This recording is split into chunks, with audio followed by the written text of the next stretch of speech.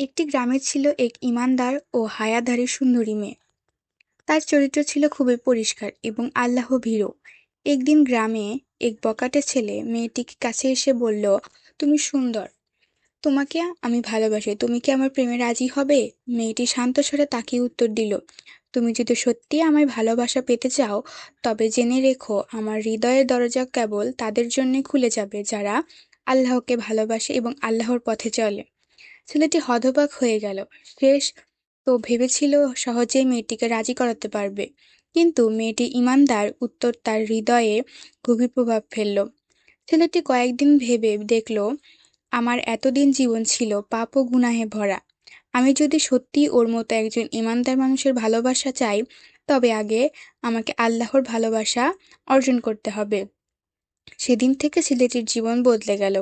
সে নামাজ পড়া শুরু করলো, মন্দ কাজ ছেড়ে দিল, বন্ধুদেরও নেক পথে ডাকতে লাগলো।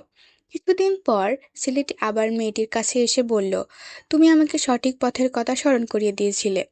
এখন আমি আল্লাহকে ভালোবাসার চেষ্টা করছি এবং রাসূল সাল্লাল্লাহু আলাইহি সাল্লাম এর পথে চলছি। এটাই আমার প্রকৃত ভালোবাসা। মেয়েটি হেসে বলল, যে আল্লাহকে ভালোবাসতে পারে তাকেই আমি সম্মান করি। প্রকৃত ভালোবাসা দুনিয়ার সৌন্দর্যে নয়, বরং আল্লাহর সন্তুষ্টিতে। এভাবেই এক হায়াদারি মেয়ে তার ঈমান দিয়ে এক পথভ্রষ্ট ছেলেকে সোজা পথে ফিরিয়ে আনলো।